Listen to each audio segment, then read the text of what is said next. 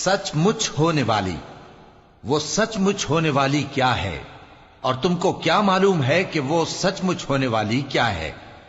وہی کھڑکھڑانے والی جس کو سمود اور عاد دونوں نے جھٹلایا۔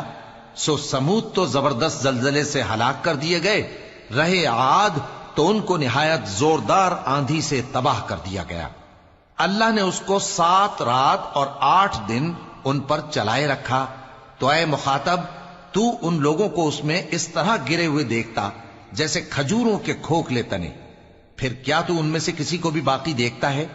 اور فرعون اور جو لوگ اس سے پہلے تھے اور وہ جو الٹی ہوئی بستیوں والے تھے، سب گناہ کے کام کرتے تھے، سو انہوں نے اپنے پروردگار کے پیغمبر کی نافرمانی کی تو اللہ نے بھی ان کو بڑا سخت پکڑا۔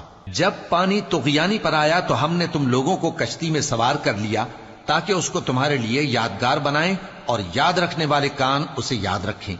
پھر جب سور میں ایک بار پھونک مار دی جائے گی اور زمین اور پہاڑ دونوں اٹھا لیے جائیں گے، پھر ایک بار ہی توڑ پھوڑ کر برابر کر دیے جائیں گے، تو اس روز ہو پڑنے والی یعنی قیامت ہو پڑے گی، اور آسمان پھٹ جائے گا تو وہ اس دن کمزور ہوگا، اور فرشتے اس کے کناروں پر ہوں گے، اور تمہارے پروردگار کے عرش کو اس روز 8 فرشتے اپنے اوپر اٹھائے ہوں گے۔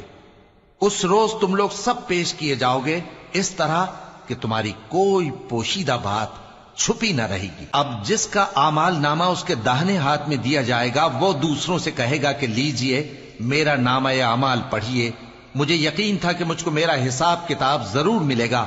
پس وہ شخص من مانے عیش میں ہوگا، یعنی اونچے باغ میں جس کے میوے جھکے ہوئے ہوں گے۔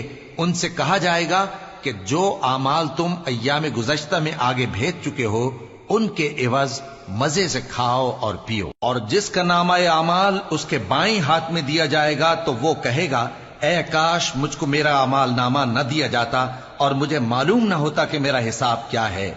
اے کاش موت میرا کام تمام کر چکی ہوتی، آج میرا مال میرے کچھ بھی کام نہ آیا، مجھ سے میرا اقتدار جاتا رہا۔ حکم ہوگا کہ اسے پکڑ لو، اب اسے طوق پہنا دو، پھر دوزخ کی آگ میں اسے جھونک دو، پھر زنجیر سے جس کی لمبائی 70 گز ہے جکڑ دو۔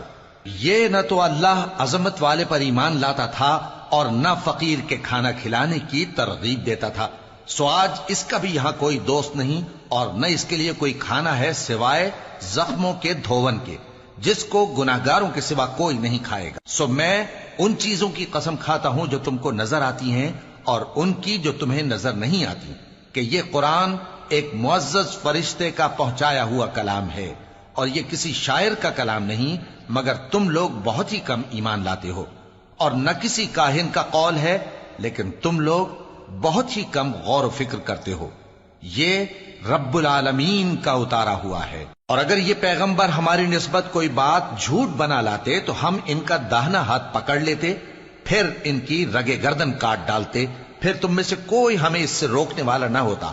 اور یہ کتاب تو پرہیزگاروں کے لیے نصیحت ہے، اور ہم جانتے ہیں کہ تم میں سے بعض اس کو جھٹلانے والے ہیں۔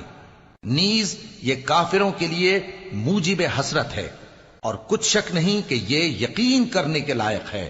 سو تم اپنے پروردگار عظیم کے نام کی تسبیح کرتے رہو۔